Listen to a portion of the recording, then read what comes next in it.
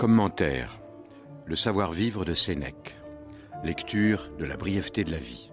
Une émission proposée par Raphaël Antoven.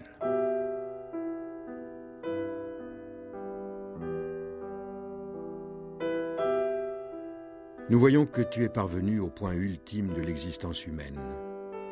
Tu portes la marque de la 100e année, ou plus. Allons, rappelle ton âge pour en faire le décompte.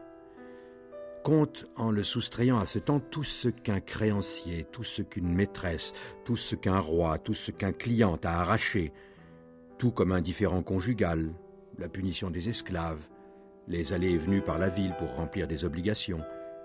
Ajoute les maladies que nous fabriquons de nos propres mains. Ajoute aussi ce qui reste inutilisé. Tu verras que tu as moins d'années que tu n'en comptes. Remets-toi en mémoire quand tu as pris une décision assurée. Combien de jours se sont déroulés comme tu l'avais projeté? Quand tu as eu l'usage de toi-même à ta disposition? Quand ton visage a gardé sa contenance? Quand ton âme a été intrépide? Quelle œuvre as-tu accomplie au cours d'une si longue durée? Combien de gens ont pillé ta vie sans que tu sentes ce que tu perdais? Tous ceux dont t'as dépossédé une vaine douleur, une sotte joie, un avide désir, une conversation flatteuse? Combien ce qu'on t'a laissé de toi-même est ténu? Tu comprendras que tu meurs prématurément.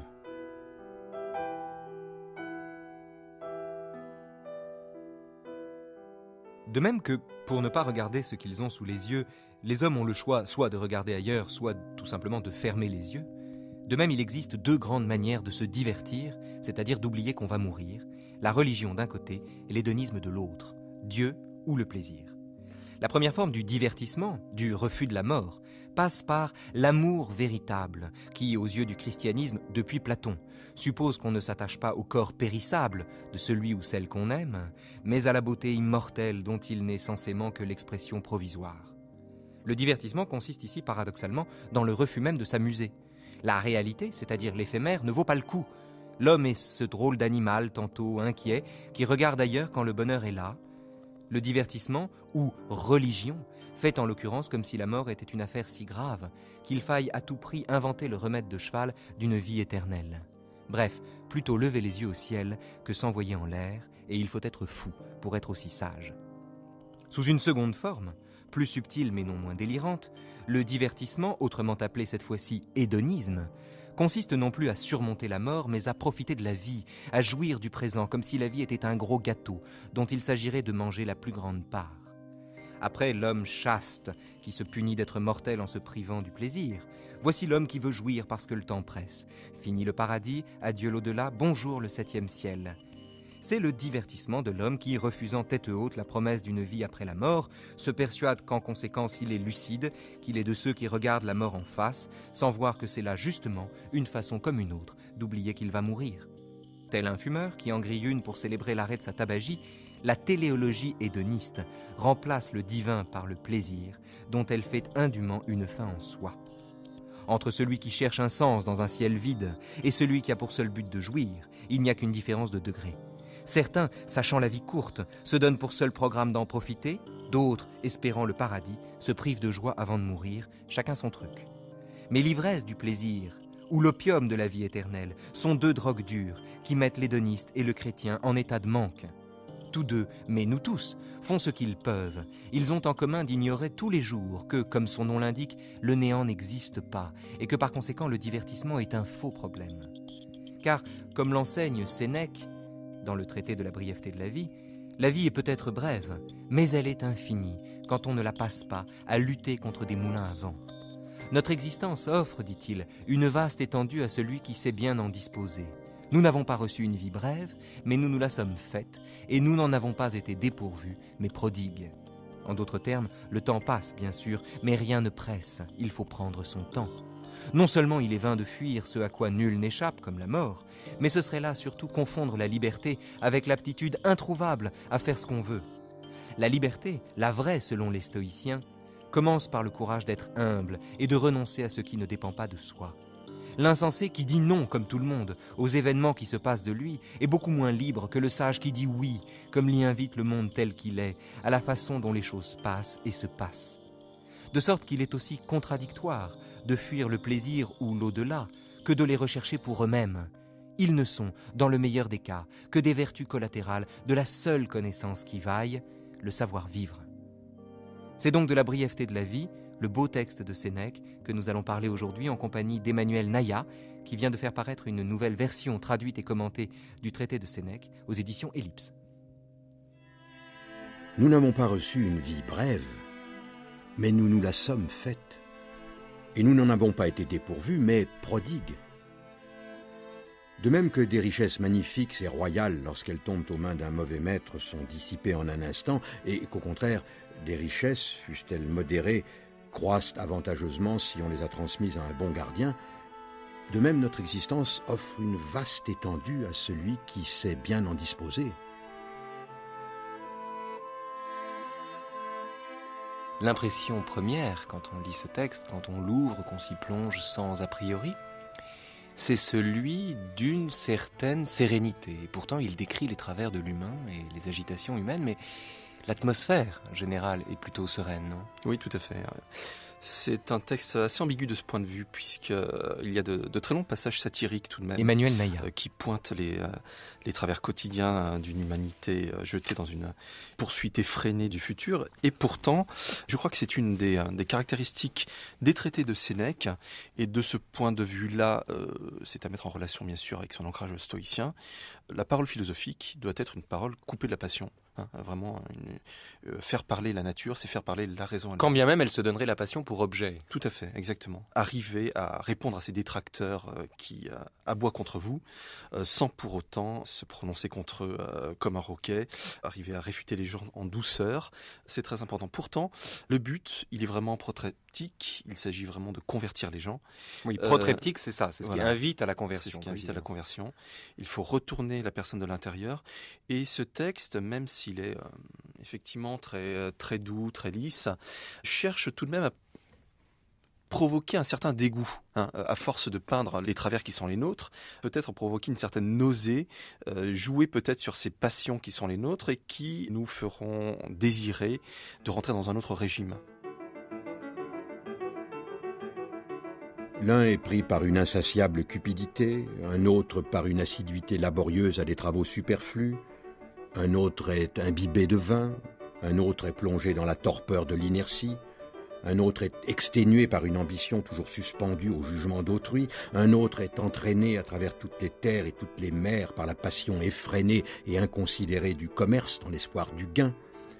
Il en est d'autres que la passion guerrière tourmente, incessamment tournée vers les dangers qui leur sont étrangers ou angoissée par ceux qui les concernent. Il en est enfin que l'ingrat culte de ses supérieurs exténue dans une servitude volontaire.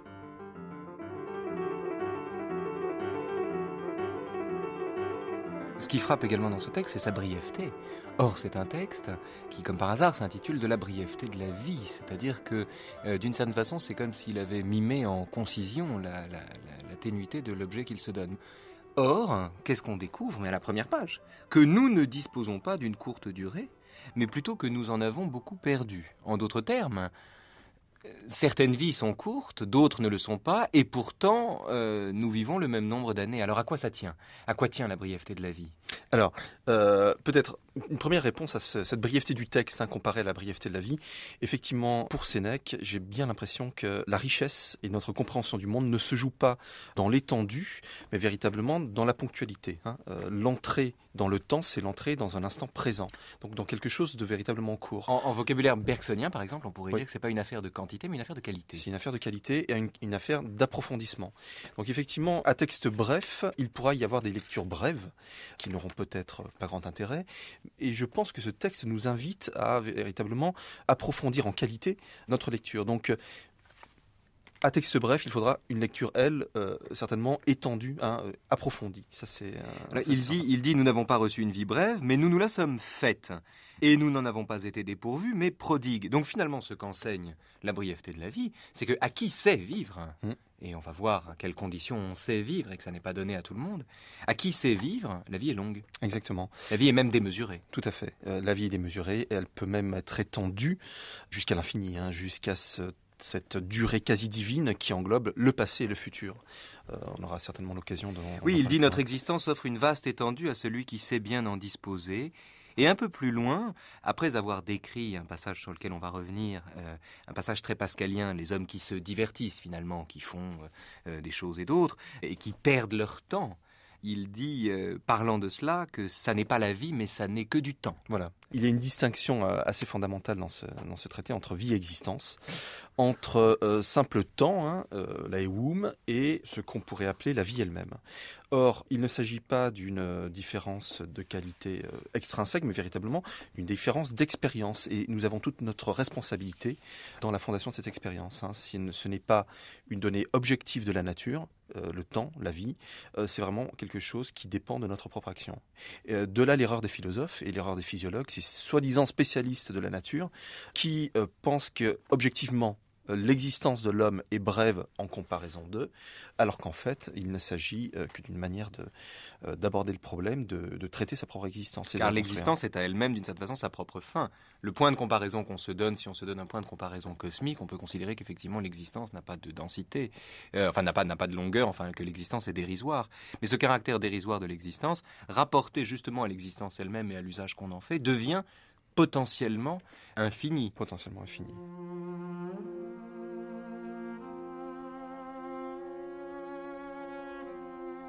Tu pourras bien m'énumérer les cupides, les colériques, ceux qui s'adonnent à d'injustes haines ou aux guerres. Tous ces individus agissent mal avec virilité. Épluche complètement l'emploi du temps de ces gens-là. Regarde tout le temps qu'ils passent à calculer, à monter des traquenards, à craindre, à prodiguer des égards, à en recevoir. Combien les accaparent leurs engagements et ceux des autres, mais aussi leurs banquets qui sont désormais de véritables obligations. Tu verras comment ni leurs mots, ni leurs biens ne les laissent respirer. Rien n'est moins le fait d'un homme occupé que de vivre. Vivre, il faut l'apprendre toute la vie. Et, chose dont tu t'étonneras peut-être davantage, c'est toute la vie qu'il faut apprendre à mourir. Ce portrait des hommes qui se divertissent, à quel objet? Parce qu'on est ici dans l'exorde, ce qu'on appelle dans un discours latin l'exorde, c'est-à-dire le début du discours. Alors, quelle est la fonction de cette phénoménologie des hommes qui font n'importe quoi? Alors, la fonction, effectivement, elle est à la fois rhétorique, à la fois philosophique. Philosophique dans la mesure où le stoïcisme dans son ensemble est une philosophie aristocratique. Il ne s'agit pas du tout de favoriser un accès, on pourrait dire, commun à la sagesse, qui serait ouvert à tous. Il faut toujours savoir se séparer de la foule. Il le dit à la fin du texte. Il le dit à la fin du texte. Et il le disait au début d'un autre traité, qui était le traité de la vie heureuse. Il disait ceci dans la vie heureuse. Il fallait ne pas suivre comme un troupeau la foule qui nous précède. Et un peu plus loin, il dit, la preuve du pire, c'est la foule. Oui, on est vraiment dans une logique d'excellence. C'est vraiment l'arrêté grec qui est en question. Arrêté, c'est la vertu. C'est la vertu qui ne se trouve que dans l'excellence. Peu de gens en sont capables. Et évidemment, il faut absolument se séparer de ce modèle courant, peut-être hérité d'Aristote, selon lequel la connaissance doit avoir pour fondement la mimésis, l'imitation. La nature de l'homme est effectivement d'imiter, mais c'est justement le pire danger qu'il puisse connaître. S'il veut véritablement creuser sa condition humaine jusqu'à laisser épanouir en lui une manière d'être quasi divine et être comme un dieu parmi les hommes, il faut arriver à ne plus imiter, à sortir d'un mouvement général. Et ce mouvement général, on le voit, c'est la vie du forum que connaît Sénèque, la vie des hommes politiques, la vie de tout un chacun, du premier débauché. La vie des hommes politiques, il faut préciser que celui à qui il adresse son discours est un homme politique. Est un homme politique, effectivement, qui a une responsabilité administrative assez importante, puisque Polinius est préfet de la Nonne, le destinataire. Voilà, très certainement son beau-père. Et ce destinataire est préfet de la Nonne, c'est-à-dire qu'il est chargé du ravitaillement en blé et en vivres de la ville de Rome. Donc on pourrait dire que c'est une place cruciale, puisque dans le système impérial, il se retrouve, et le texte le dramatise un peu, in fine, il se retrouve pris entre, d'un côté, les exigences du prince, qui peuvent parfois être déraisonnables, Sénèque parle de Caligula et de sa folie. Évidemment, on peut penser à Néron. On est encore un peu tôt dans la participation de Néron à la vie publique. Mais je précise que Néron est la cause efficiente du suicide de Sénèque. Voilà. Donc, le préfet de la Nonne est un petit peu le tampon entre l'empereur et de l'autre côté le peuple. On pourrait dire, même comme Sénèque le présente, le ventre de l'humanité, ce peuple qui a faim et qu'il faut satisfaire. Donc à la fois arriver à satisfaire l'homme politique par excellence, le prince, et puis l'ensemble de la communauté. On peut dire que ce faisant, c'est une des tâches les plus aliénantes qui soit, puisqu'on est dans un perpétuel jeu de contradictions qui vous tire d'un côté et de l'autre. Aliénante est à entendre ici quasiment au sens étymologique, c'est-à-dire que c'est vraiment celui qui dévoue son existence à autrui, qui consacre son existence à autrui, qui d'une certaine façon se laisse dévorer, qui se laisse dévorer par autrui. Mais dans le traité de la brièveté de la vie, il y a quelque chose qui me semble un paradoxe qu'il faut vraiment expliciter parce que on a là quelque chose de très fin, je crois. Dans un autre portrait qu'il fait des hommes qui se divertissent, il parle de ces occupations inactives, de tous ces gens dont on dit qu'ils sont oisifs, mais qui en fait sont oisifs pour la mauvaise cause. L'oisif, c'est par exemple celui qui va chez le coiffeur, c'est celui qui va dans les salles de lutte, ou alors c'est celui qui, tordant sa voix, dont la nature a fixé le ton juste, s'exerce à chanter toute la journée. Donc, ça, c'est le mauvais oisif. C'est le portrait calamiteux de celui qui s'occupe, mais qui s'occupe comme on voudrait tuer le temps. Alors qu'il ne s'agit pas de tuer le temps, mais presque de renouer avec lui.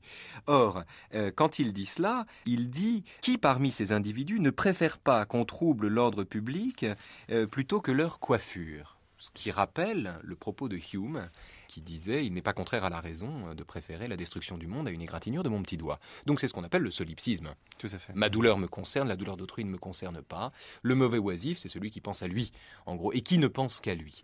Alors Sénèque critique cette forme d'égoïsme supérieur qui consiste à se moquer du sort de ses contemporains et à ne penser qu'à soi. Et pourtant, à la fin de ce texte, il dit, parlant à Polynus donc, et se référant à ses fonctions, « Mieux vaut connaître les comptes de sa propre vie que ceux des stocks publics de blé. » Alors, comment est-ce qu'il se contredit ou bien est-ce qu'il affine son propos? Comment est-ce qu'il peut critiquer à la fois ceux qui se moquent finalement de l'ordre public et en même temps dire mieux vaut connaître les comptes de sa propre vie que ceux des stocks publics de blé?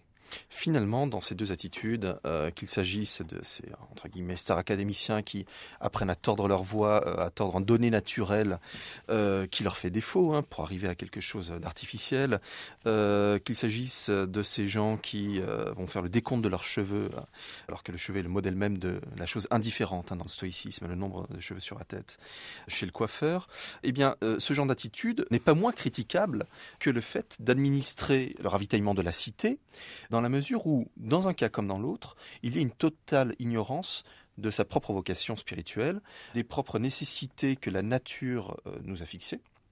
Et finalement, Polynus, à partir du moment où il n'a pas encore, alors qu'il approche du terme de sa carrière, à partir du moment où il n'a pas encore pris la peine de se demander pourquoi il était sur Terre, comment il était sur Terre, et en quoi cette place nécessitait de lui certains offices particuliers, eh bien, il n'est pas moins critiquable que ceux qui, finalement, s'occupent de leur bouclette. Il y a une pareille méconnaissance d'une vie selon la raison.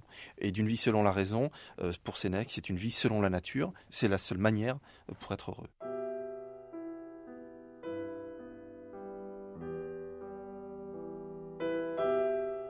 Pourquoi se plaint-on de la nature? Elle s'est comportée avec bienveillance. La vie, à condition qu'on sache en user, est longue.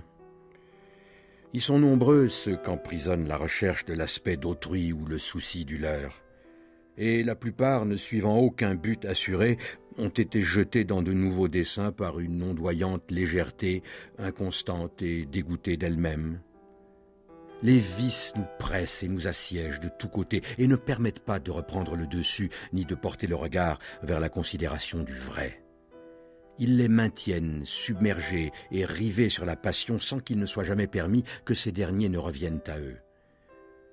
S'il arrive par hasard que s'instaure de la tranquillité, comme en haute mer, où après le vent subsistent aussi quelques roulis, ils sont ballottés par les flots et jamais ne survient quelque trêve pour eux qui les mette à l'abri des passions.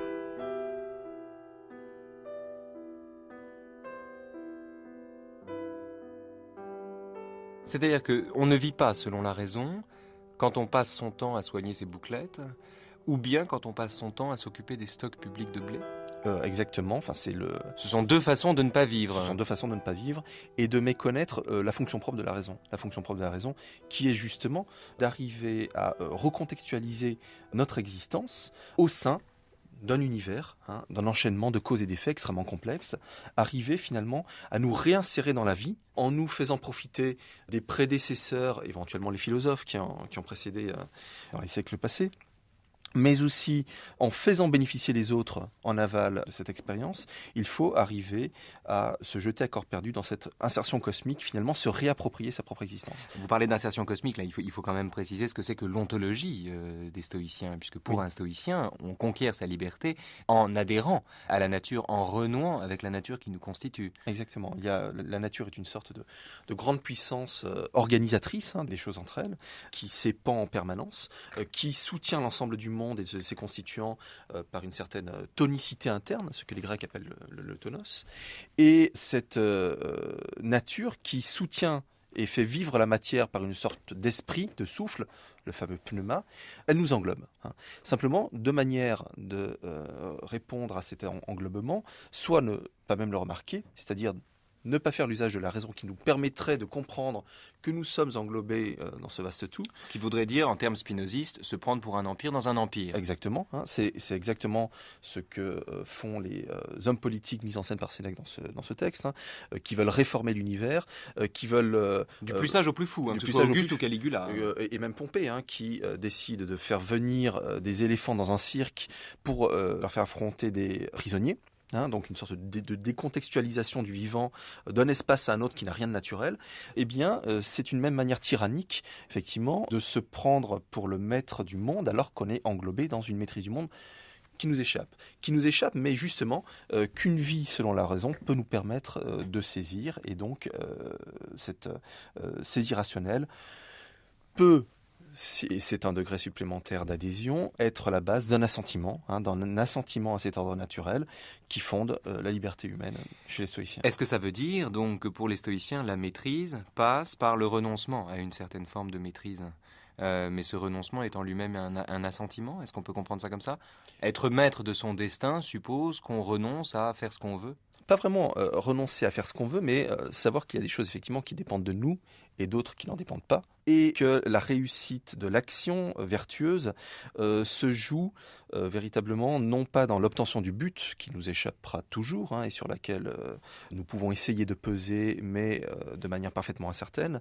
C'est le fameux skopos, le but qu'il s'agit d'atteindre.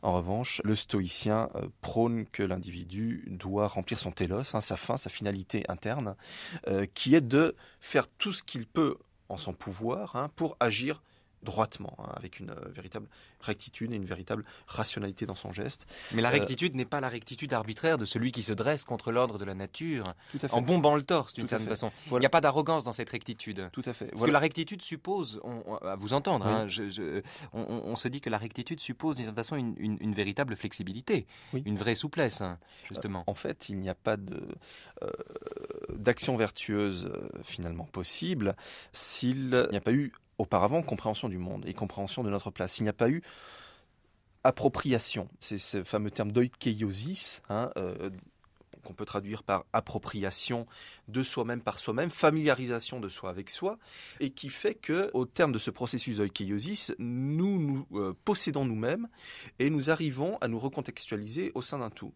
Évidemment, cela demande de nous connaître et de connaître ce tout, donc des connaissances physiques importantes. Celui qui n'est pas prêt à faire le moindre apprentissage physique ou physiologique, naturaliste, ne pourra jamais véritablement atteindre la vertu.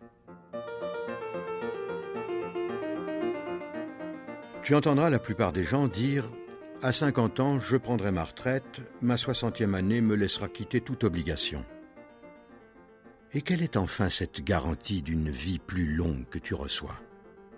Qui souffrira que cela aille selon tes dispositions? N'as-tu pas honte de réserver les restes de ta vie et de destiner à la rationalité seulement le temps qui ne peut être employé à aucune tâche? N'est-il pas fort tard de commencer à vivre au moment où il faut s'arrêter? Quelle folie d'oublier sa condition mortelle, de remettre à sa 50e et 60e année de saines résolutions et de vouloir commencer sa vie à partir du point où peu de gens sont parvenus.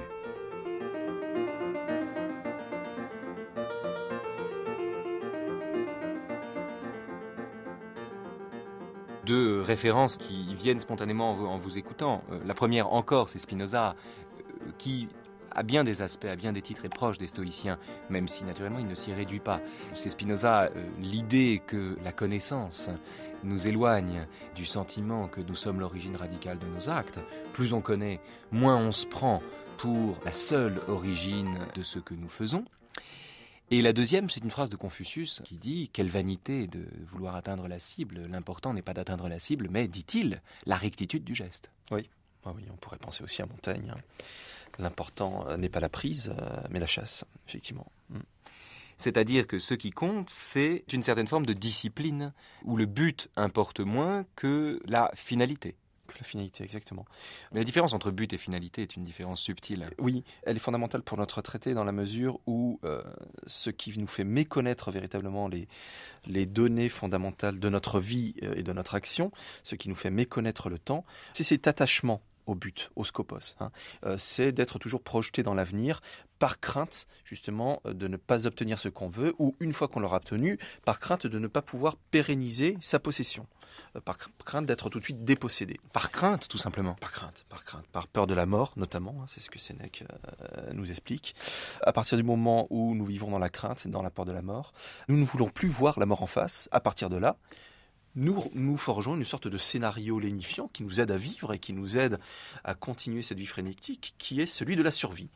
Et l'on fait des projets. Je prendrai ma retraite, quand ça sera l'âge de la retraite. Quand l'âge fixé par la loi arrivera. Or, bien évidemment, nul ne peut nous dire si nous arriverons à cet âge fixé par la loi positive. Oui, Sénèque dit « N'est-il pas fort tard de commencer à vivre au moment où il faut s'arrêter ?» Et il est tout à fait partisan d'avancer l'âge de la retraite. C'est bonjour paresse, d'une certaine façon. Sénèque, dès le début de ce petit traité, aime à confondre le vieillard sur le forum, qui finalement est aussi puéril que l'enfant. Il n'a même pas commencé à vivre.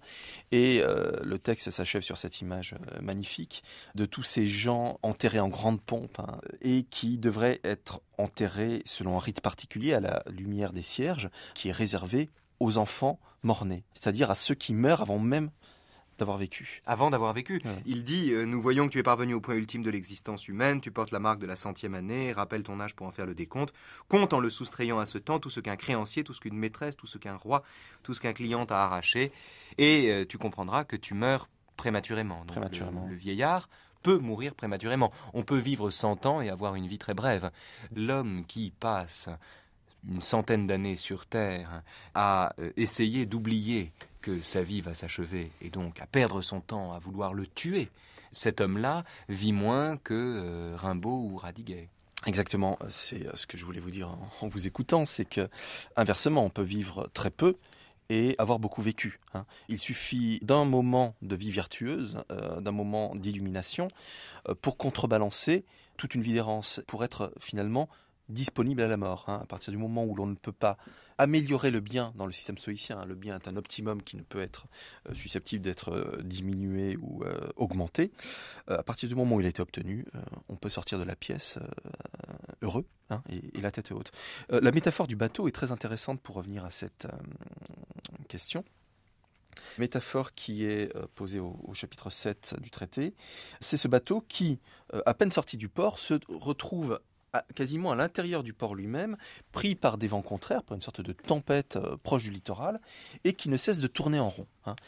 Évidemment, ces tempêtes, ces mouvements climatiques désordonnés sont des métaphores pour nous parler des passions, de ces agitations internes qui nous maintiennent sur de mauvais objectifs, et qui effectivement nous enferme dans une sorte d'expérience de la répétition du même. On reste enfermé dans une sorte de surplace, et ce bateau qui tourne en rond, comme le dit Sénèque, a beaucoup navigué, il n'a pas beaucoup voyagé.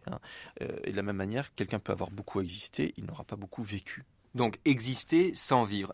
C'est amusant parce qu'en préparant cette émission, je me suis dit que j'allais vous coincer et vous demander combien d'heures vous aviez perdu à travailler sur ce texte qui nous dit que le temps passe vite pour ceux qui se tuent à la tâche.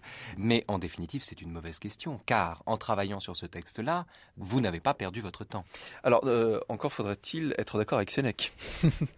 Ça présuppose effectivement que je rentre dans ce système selon lequel... Est-ce que travailler sur Sénèque n'est pas d'une certaine façon une contradiction dans les termes? Non, c'est véritablement ce à quoi Sénèque nous convie. Nous avons en face de nous, dans ce traité, quelque chose qui semble être fort simple, un texte qui nous invite à nous dégager de la vie de tous les jours et de ses préoccupations périphériques pour nous intéresser au principal, ce qui devrait être le principal, c'est-à-dire la vie selon la raison. Il s'agirait donc d'une entrée en philosophie en quelque sorte.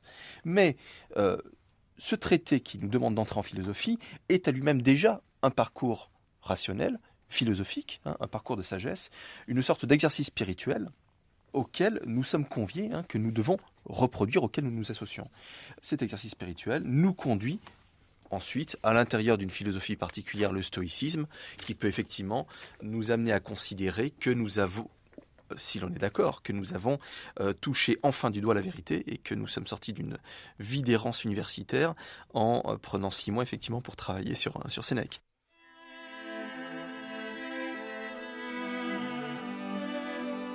Seuls entre tous sont oisifs ceux qui se consacrent à la sagesse. Seuls ils vivent, car ils ne préservent pas bien leur temps uniquement. Ils ajoutent toute époque à la leur. Toutes les années qui ont pu se passer avant eux leur sont acquises. Si nous sommes amenés vers des révélations de la plus haute beauté, c'est parce qu'elles ont été exhumées et tirées au jour par le labeur d'un autre. Aucun siècle ne nous est interdit. Dans tous, nous sommes admis. Et si nous trouvons bon que la grandeur d'âme dépasse les étroites bornes de l'humaine faiblesse, nous avons beaucoup de temps à parcourir.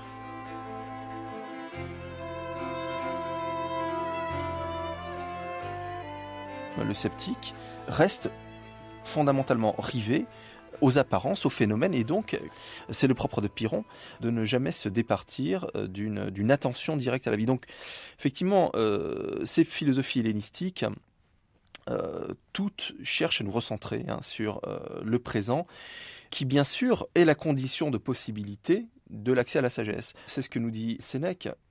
Si l'on se laisse enchaîner par l'attention au futur, on perd toute occasion finalement de faire la comptabilité de notre passé, c'est-à-dire de regarder derrière nous, de regarder là où ça fait mal, l'ensemble des épisodes de notre vie, ce qui pourrait nous permettre de nous convertir à une vie selon la raison. Oui, mais est-ce que c'est pas contradictoire, ça, pardon? Parce qu'effectivement, après nous avoir dit ne perds pas ton temps, c'est ici que ça se passe et c'est maintenant d'une certaine façon, donc vis. Et en même temps, il dit ceux qui vivent toute la journée, que ce soit le préfet ou que ce soit la coquette ou le coquet qui se fait couper les cheveux tous les matins, quel que soit celui que Sénèque vise dans ses diatribes contre ceux qui se divertissent, on peut considérer que ils sont d'une certaine façon prisonniers du présent. Or, ceux qui sont prisonniers du présent, il dit ensuite, leur vie s'en va donc à l'abîme, et de même qu'il est inutile de remplir autant qu'on veut s'il n'y a rien pour accueillir et conserver, de même, peu importe combien de temps est donné, s'il n'a rien où se déposer, il passe à travers les esprits brisés et percés. Et il en appelle à ce moment-là au souvenir, au ressouvenir. C'est pas paradoxal, cet éloge du présent, qui est en même temps une critique de ceux qui se perdent dans le présent et qui oublient de se souvenir de ce qu'ils ont fait? Oui. Alors, on pourrait dire plusieurs choses. Tout d'abord, cette attention au présent que prône Sénèque, évidemment, n'a strictement rien à voir avec le coquet, l'amateur d'art qui passe sa vie à faire les ventes aux enchères pour collectionner les vases précieux. Ce que nous dit Sénèque dans le passage que vous venez de lire, c'est que finalement, il faut arriver à annuler en nous toutes ces brèches, toutes ces fêlures de l'âme, qui font que nous laissons non seulement les mauvaises passions nous envahir, mais surtout nous laissons les autres nous investir. Le problème de ces gens-là, on peut penser, je reprends les coquets, par exemple l'exemple des coquets, qui passent leur temps dans les salons, ou ceux qui passent leur temps à collectionner les anecdotes ou les considérations érudites, ce sont des gens qui rentrent dans une dynamique sociale de prestige, qui sont totalement... Et de représentation. Qui sont totalement aliénés au regard des autres. Et finalement, leur vice s'explique par la nécessité de devoir se valoriser. Et finalement, leur vice devient spectaculaire. Ce qui est très frappant dans ce traité sur la brièveté de la vie, c'est que le vice est décrit comme un spectacle. Spectacle, on pourrait dire, au quotidien. Le simple fait d'aller... préparer l'ordonnancement de ses bouclettes sur sa tête chez son coiffeur et y passer des heures, mais aussi spectacle organisé par exemple par Sylla ou par Pompée en faisant lâcher les lions ou les éléphants sur des hommes. Le vice rentre donc dans une sorte de spectacularisation et on pourrait dire, qu'est-ce qu'on en attend ? Évidemment, la considération du public. Alors, ces gens-là sont effectivement enfermés dans ce type d'attitude. Le présent et l'attention au présent que demande Sénèque, en revanche, doit bien sûr être une attitude qui, elle, ne laisse aucune place aux passions, mais véritablement qui doit être fondée sur une approche rationnelle du monde et sur non pas une approche immédiate, une approche qui serait celle de la convention, de la dynamique sociale, à laquelle on répond de manière consciente. Perdus dans le temps. Ce sont ces gens qui sont perdus dans le temps. Et pour quitter finalement ce type de comportement, il faut arriver à véritablement interpréter les apparences. Le traité s'achève sur ce type d'image. Quand tu verras quelqu'un revêtir à plusieurs reprises la toge prétexte, c'est-à-dire la toge que l'on porte quand on prend en charge une magistrature, eh bien, ne sombre pas dans les passions, ne sombre pas dans la jalousie, il n'y a pas de quoi être jaloux. Ce sont des gens qui ont perdu leur vie. Tu as compris, à présent, au terme de cet exercice spirituel que tu viens d'effectuer avec moi, tu as compris que ces gens ont perdu leur vie et sont plus à plaindre qu'autre chose.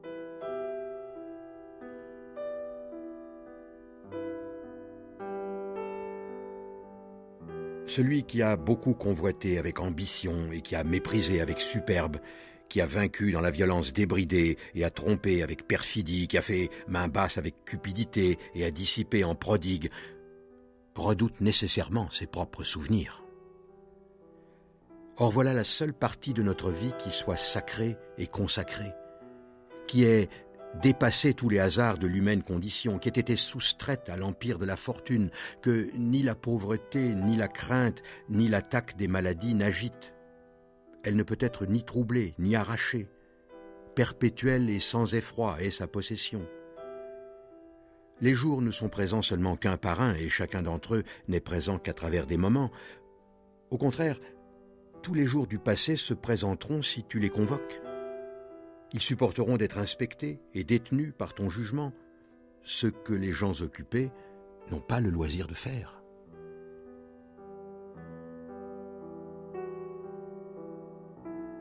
Ce qui est assez intéressant chez Sénèque, c'est que finalement, la prise en considération de notre passé doit nous porter un peu plus loin dans notre conversion à la nécessité d'une vie selon la raison, et donc d'une autre manière d'aborder le présent. Et cette vie selon la raison va nous permettre de renouveler un rapport qui n'est plus fermé simplement sur notre propre histoire, et donc sur notre propre passé, mais sur, on pourrait dire, le passé universel, le passé de l'ensemble de la pensée philosophique. C'est assez étonnant. Dans ce texte, Sénèque finit par nous dire, eh bien, arrivé à ce point d'illumination de la conscience, tu sauras reconnaître dans les philosophes du passé des gens qui t'ont préparé ta venue au monde, et qui finalement sont de ta famille. C'est-à-dire qu'il y a une sorte de création de communauté, et là on est très proche de cette thématique du civisme universel des stoïciens, de communauté intellectuelle, finalement, tout ce que le monde a connu de rationnel, tout ce que le pneuma divin, ce souffle divin a connu d'expansion et d'incarnation dans la bouche des hommes, finalement, ça ne forme qu'un seul geste divin, et à l'échelle divine, à l'échelle du regard divin, il n'y a plus de frontières strictes entre ce que nous appelons, nous qui ne voyons les choses que par le petit bout de la lorgnette, le passé et le présent, des périodes qui sont bien séparées dans une sorte de traductio temporis. Mais l'assemblage de tous les instants en un seul. Mais l'assemblage de tous les instants en un seul. C'est ce qu'il dit, c'est son expression. Mais voilà. Cette communauté que vous décrivez, chacun peut en faire l'expérience quand, par exemple, d'aventure prenant un livre de philosophie, par exemple Sénèque, c'est assez facile, il découvre en lisant Sénèque, des idées, ou des intuitions, des pensées ou des réflexions qu'il avait eues lui-même. Tout à fait. Est-ce que c'est de cette façon que la communauté se constitue ? Oui, je le pense. Et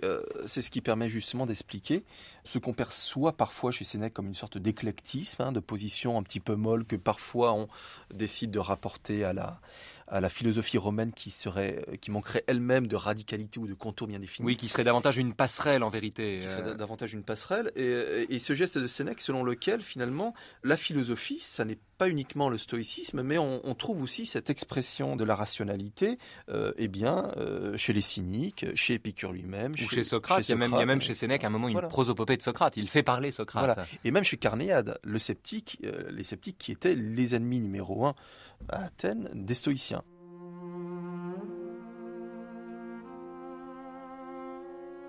Il est possible de discuter avec Socrate, de douter en compagnie de Carnéade, de trouver le repos avec Épicure, de vaincre la nature humaine avec les stoïciens, de repousser ses limites avec les cyniques. Puisque la nature accepte que nous rentrions dans une commune participation à tous les siècles, pourquoi ne pas sortir de notre passage temporel, exigu et périssable, pour nous livrer de tout notre esprit à ces espaces de temps qui sont immenses, qui sont éternels, et que l'on partage avec les meilleurs.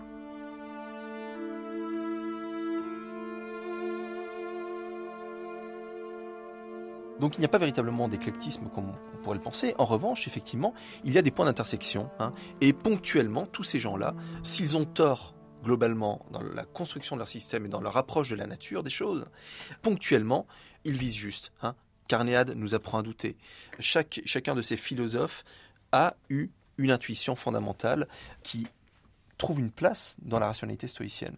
Revenons un instant sur ce qu'il dit quand il distingue la vie et le temps.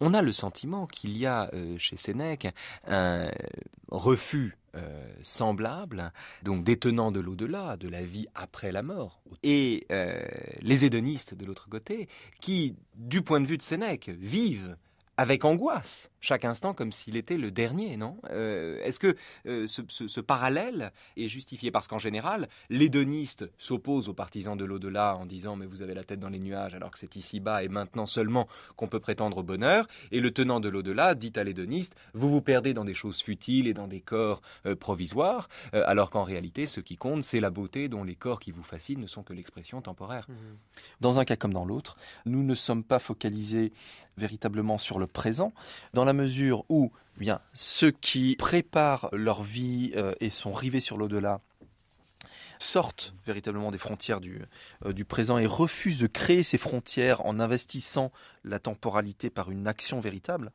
comme ces hédonistes qui rentrent dans un régime, et ça Sénèque le stigmatise aussi bien ici que dans La vie heureuse, rentrent dans un régime de pléonexie, c'est-à-dire qu'on n'en a jamais assez, il en faut toujours plus. Oui, parce que ce que dit, de la même façon, je précise, que le traité de la brièveté de la vie enseigne que la vie est longue à qui sait vivre, et le traité de la vie heureuse enseigne que le bonheur n'est pas la fin ultime. Tout à fait, oui.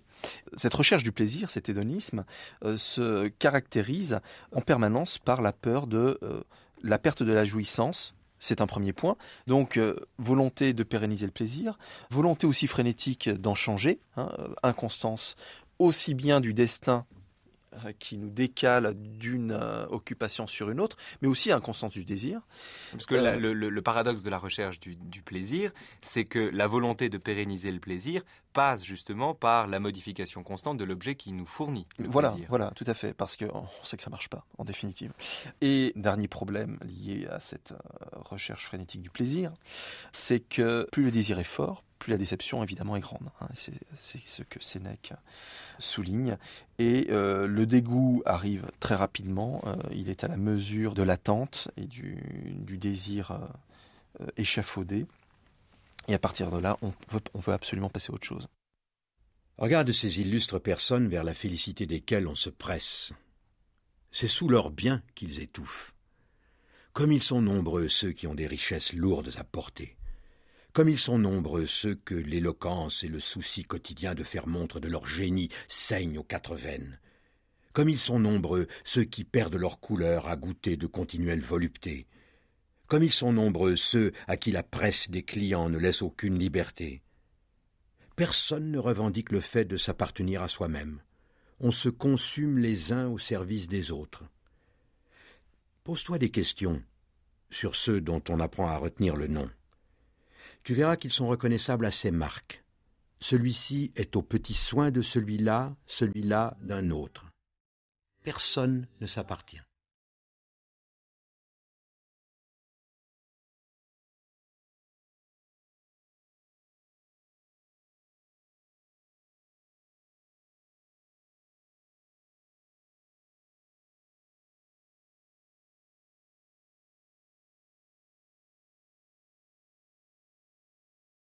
Ce qui montre bien d'ailleurs que ce traité traite de thèmes parfaitement courants, parfaitement banals, qui restent banals aujourd'hui, mais qui l'étaient déjà dans l'Antiquité. Et sous une langue limpide, il dit une chose extrêmement difficile. Rien n'est moins le fait d'un homme occupé que de vivre.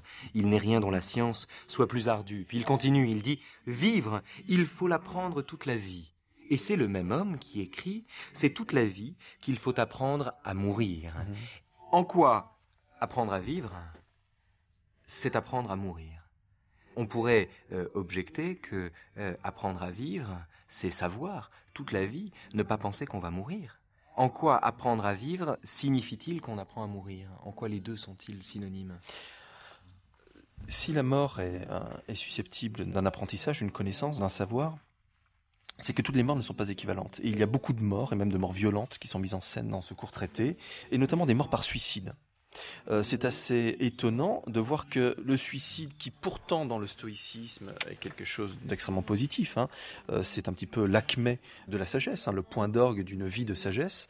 Une fois qu'on a atteint un optimum de sagesse, on peut quitter la scène. Eh bien, l'ensemble des gens qui se suicident ou qui sont suicidés dans ce texte sont des gens qui sont pris dans la tourmente des passions, qui sont pris dans une sorte de... et la plupart du temps dans la guerre civile. Ce sont toujours des figures, qu'il s'agisse de Cicéron, qu'il s'agisse de Pompée, de Caton, de Livius, Caton qui n'apparaît pas ici, mais en tout cas de Livius Drusus qui apparaît dans ce texte. Tous ces gens qui finissent par se suicider ont fomenté la sédition et ont participé à une sorte de désorganisation de l'unité. Et cette guerre civile, dans l'ensemble du texte, c'est véritablement une image de cette rupture de l'unité, unité naturelle, qui est véritablement la cohésion qu'il faut réussir à non seulement concevoir, et dans un deuxième temps, à laquelle il faut absolument assentir. Chaque rupture de cette cohésion, chaque retournement de la nature contre elle-même est un véritable crime. Donc l'ensemble de ces morts sont des morts irrationnelles, des morts liées à la passion, le résultat d'une vie de passion, d'une vie passionnelle, d'une vie aliénée. Et la véritable manière de mourir, on pourrait dire vertueusement, elle est bien sûr liée à une vie selon la raison, à une vie durant laquelle on a réussi, à un moment donné, à se hisser à ce point de vue divin sur le monde et sur sa propre existence, et à agir véritablement droitement. Oui, attendez, moi je suis élève en terminale. Oui. Je suis un élève consciencieux, j'ai un cours sur les stoïciens, on m'explique que le suicide est une reprise en main d'une certaine façon de son destin, ou en tout cas l'affirmation de son indépendance d'une certaine manière et de sa liberté. J'ai un cours sur Spinoza juste après, qui m'explique que sous cette apparente affirmation de liberté, il y a encore de l'arrogance humaine, et qu'en définitive celui qui pense en se suicidant récupérer sa liberté, son autonomie, son indépendance, eh bien celui-là ne fait que rendre les armes devant un ensemble de causes qui l'écrasent et auxquelles il n'a pas la force et qu'il n'a pas la force de comprendre ce qui le porte à ce geste-là. En quoi Sénèque, donnant des exemples de suicides qui sont irrationnels, demeure-t-il du côté du suicide que lui-même a été d'ailleurs contraint de faire ? Je parlais véritablement de contre-exemples ici, quand il s'agissait de Pompée, de Livius Drusus. À chaque fois, il s'agit, pour ces gens-là, et de manière parfaitement illusoire, effectivement, comme vous le dites, très bien, de récupérer une liberté qu'ils ont perdue, et parfois dès l'enfance. Livius Drusus, nous dit le texte, n'a jamais eu de temps pour lui, jamais eu de vacances. Dès l'âge de 10 ans, il était sur le forum, pressé entre 36 clients, à essayer de plaider des causes, etc., et à fomenter des séditions. Donc, en définitive, ces gens-là essaient effectivement de se ressaisir. Mais le sage stoïcien, lorsqu'il se suicide, ne se ressaisit pas. Il s'est parfaitement saisi auparavant, justement par l'usage de la raison, Il a réussi à réinsérer parfaitement sa vie dans un dynamisme d'ensemble. Et ayant réussi cette insertion, voyant que la destinée ne le réclame pas ailleurs, parce qu'on ne peut pas se suicider n'importe quand, n'importe comment. Il faut, et ce que nous dit Sénèque, ce n'est pas de nous désengager dès qu'il y a une difficulté ou dès qu'on a réussi, ou on a le sentiment d'avoir réussi notre vie. Il faut répondre aux exigences de la destinée. En revanche, il y a des moments où les données de l'expérience ne nous permettent plus de vivre de manière rationnelle. Et là, le sage ne peut plus effectuer son office.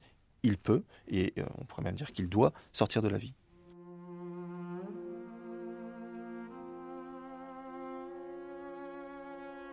Sépare-toi donc de la foule, très cher Paulinus. Et sans être ballotté pour le reste de tes jours, retire-toi enfin dans un port plus tranquille. Songe combien de fois tu as été submergé par les flots, combien de tempêtes tu as tantôt supportées quand elles étaient privées et tu t'es tantôt attiré quand elles étaient publiques. Tu as déjà suffisamment fait montre de ta valeur par des exemples pétris de peine et de soucis. Expérimente ce dont elle est capable au sein de la retraite. La plus grande partie de ta vie, du moins la meilleure, a été donnée aux affaires publiques. Prends aussi pour toi une parcelle de ton temps. Et je ne t'invite pas à une retraite inactive ou inerte, ni à noyer dans le sommeil ou dans les plaisirs chers à la foule tout ce que tu as en toi d'énergie naturelle. Ce n'est pas cela, trouver le calme intérieur. Tu trouveras des tâches plus hautes que celles dont tu t'es occupé jusqu'ici activement et dont tu pourras t'acquitter à l'écart et en toute sûreté.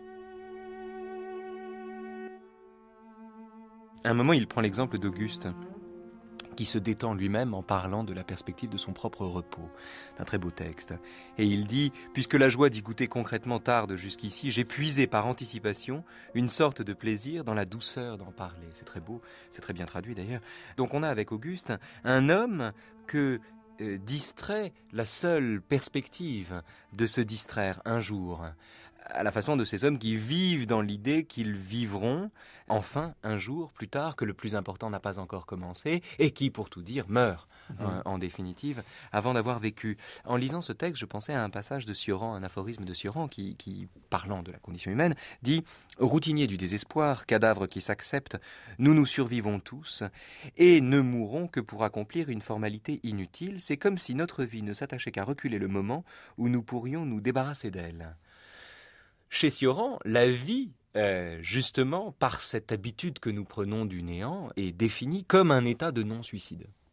On s'habitue à vivre, c'est-à-dire qu'on s'habitue à être ces morts vivants. Bon. Et il y a chez Sioran une façon chez l'homme d'ajourner en permanence le moment du suicide. Le suicide est un geste constamment ajourné. Il dit on se suicide toujours trop tard. L'idéal eût été de dénaître chez Sioran, de ne pas naître. Vivre, c'est être déjà de trop. On se suicide toujours trop tard et donc en définitive on ajourne constamment le suicide. On prend l'habitude de cette existence qui se traîne comme des charognes cosmiques, dit le Roumain.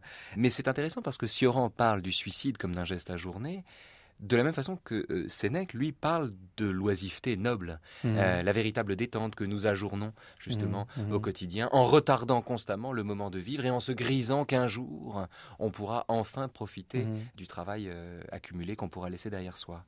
Exactement. Ce qui est intéressant avec l'exemple d'Auguste, c'est que nous avons affaire ici avec quasiment le seul exemple mis en scène par Sénèque de personnage aliéné mais qui est conscient de son aliénation. Et ce qui est pathétique chez lui, c'est véritablement la preuve suprême que Sénèque peut apporter de notre condition, c'est de voir un homme qui agite cette fiction d'otium, cette fiction de retraite. Otium, c'est l'oisiveté, la retraite, voilà, qui agite cette fiction, certainement pas de manière thérapeutique, pour se soigner parce qu'il ne le peut pas, mais au moins de manière lénifiante, pour adoucir sa propre existence, tout en sachant que ce n'est qu'une fiction. C'est un petit peu ce que les théoriciens modernes de la fiction appellent la feintise ludique. On adhère à la fiction tout en sachant que ce n'est qu'une fiction. Ce sont les enfants qui font ça. Ce sont les enfants. Les enfants jouent à ça constamment. Les enfants jouent à se prendre pour Dark Vador, tout en sachant pertinemment, même à 4 ans, qu'ils ne le sont pas. Et inversement, Dark Vador, ici l'empereur Auguste, passe son temps à se prendre pour un enfant qui a du temps pour penser à soi. Et qui remet à plus tard le moment d'en profiter. Le moment d'en profiter. Et bien évidemment, les choses se terminent très mal pour lui. C'est d'un jour qu'on te parle, et de celui-là même qui est en train de s'enfuir. De la même manière qu'une conversation, une lecture ou quelque intense méditation trompe celui qui chemine et qui se voit arriver avant d'avoir su qu'il s'approchait du but, le voyage de la vie, ininterrompu et d'une extrême rapidité, que nous accomplissons du même pas en état de veille comme de sommeil, n'apparaît pas aux gens occupés, si ce n'est lorsqu'il s'achève. Quand Sénèque parle du présent, le présent est à la fois l'objet unique, exclusif des gens occupés, des gens qui s'occupent, des gens qui se distraient, des gens qui se divertissent.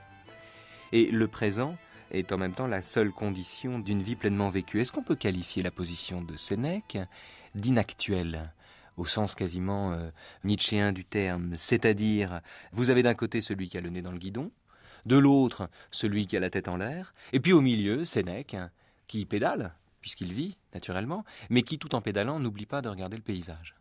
Oui. Ce rapport au présent, j'espère vous répondre exactement, que prône de la brièveté de la vie, c'est une manière finalement de borner ce qui est informe, de borner une sorte d'écoulement temporel qui est absolument silencieux, qui ne nous attend pas, qui s'écoule sans que nous en ayons conscience, et qui ne nous prévient pas lorsque notre dernier moment est arrivé, il est déjà trop tard. Or, dans le système stoïcien, et chez les précurseurs notamment grecs de Sénèque, la conception du temps, c'est que seul le présent existe. Et le présent, c'est une unité, un intervalle, c'est l'intervalle du mouvement, c'est-à-dire c'est la dimension exacte qu'un acte, c'est-à-dire une mise en mouvement, qu'un acte vient poser. Chaque acte vient instaurer une sorte de séparation physique en amont et en aval, et vient finalement borner le temps d'un côté et de l'autre. Tandis que le passé, lui, n'a pas de borne en amont, tout comme l'avenir, lui, n'a pas de borne en aval. Ces deux temps, chez les stoïciens, n'existent pas, ils subsistent. En revanche, le présent existe parce que véritablement, il vient s'effectuer à la faveur d'un acte bien concret. Qu'il s'agisse de l'acte général et universel qui est celui de Dieu, en expansion dans le cycle cosmique, ou qu'il s'agisse d'un acte rationnel fait par le sage, ou d'un exercice spirituel tel celui que nous lisons. Donc là, on a les moyens de comprendre ce qui distingue l'homme qui se divertit de l'homme à qui Sénèque conseille de vivre au présent, puisque ce ne sont pas les mêmes, justement, c'est même le contraire. On pourrait se dire, donc, c'est un paradoxe autour duquel on tourne depuis tout à l'heure, mais on pourrait se dire qu'après tout, celui qui vit au présent, c'est celui qui se divertit, mais non, il y a mieux que ça, il y a d'une certaine façon mieux à faire qu'à se divertir, car ce que vous dites du présent permet de penser que dans la vie, il y a ce que nous faisons, ce que nous avons fait, qu'on peut mesurer d'une certaine façon, qui peut faire l'objet d'un regard quantitatif, qu'on peut évaluer. Et il y a le geste lui-même en train de s'effectuer, qui celui-là, la beauté du geste d'une certaine façon, qui celui-là se donne à penser de façon essentiellement qualitative et qui n'existe qu'à l'intérieur du présent. Exactement. C'est ça qui est en jeu ici. C'est effectivement ça qui est en jeu. C'est celui qui déploie une action qui va effectivement fonder un présent, mais une action qui n'est pas étanche, qui n'est pas bornée, qui n'est pas fermée sur elle-même, qui déborde toujours sur le futur, qui est en attente toujours d'autre chose et de quelque chose qui ne dépend pas de la personne. C'est celui qui préfère la cible au geste de l'archer. Voilà. Or, le geste de l'archer, c'est l'instant présent. C'est le présent, mais le présent véritablement vécu, pas le présent qu'on vit pour oublier le lendemain. Ou pour accéder à quelque chose qu'on aura justement le lendemain. Ce qui permet de comprendre que quand on vit pleinement, donc une vie vraiment vécue, est une vie qui n'est pas passée à oublier le lendemain ou alors à spéculer sur le lendemain. Finalement, spéculer sur les dividendes d'une action présente ou bien vivre, se saouler pour oublier le lendemain de cuite, d'une certaine façon, c'est la même chose. Exactement, c'est la même chose. Tout comme préparer l'action suivante en essayant de prévoir tous ses paramètres, en essayant de prendre ce que j'appelle des assurances-vie, c'est-à-dire au lieu de vivre, essayer de préparer l'action suivante, c'est une manière aussi effectivement de perdre son temps.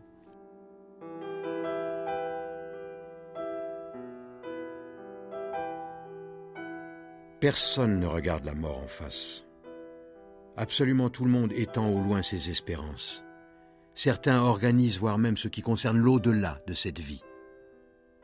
L'énorme masse des tombeaux, les dédicaces des édifices publics, les jeux avoisinant le bûcher, le faste des obsèques.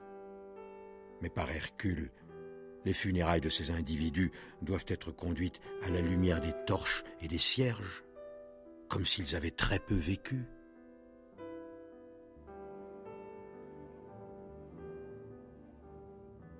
Merci Emmanuel Naya de cette longue conversation sur la brièveté de la vie. C'était commentaire consacré à Sénèque. À la lecture des textes, c'était Georges Claes. À la réalisation, Brigitte Bouvier. À la technique, Jean-Michel Després. Assistante, Marianne Chassor. Ceux d'entre vous qui le souhaitent peuvent réentendre ou podcaster, comme on dit toute la semaine, cette émission sur notre site internet www.franceculture.com, à la page naturellement des Vendredis de la Philo. Vous pouvez également vous procurer le traité de la brièveté de la vie dans la très bonne traduction assortie d'un commentaire lumineux d'Emmanuel Naya aux éditions Ellipse. Mais de façon générale, lisez Sénèque, quelle qu'en soit l'édition, dans le métro, dans le train, dans votre bain, bref, dès que vous en avez le temps, car vous ne perdrez pas votre temps.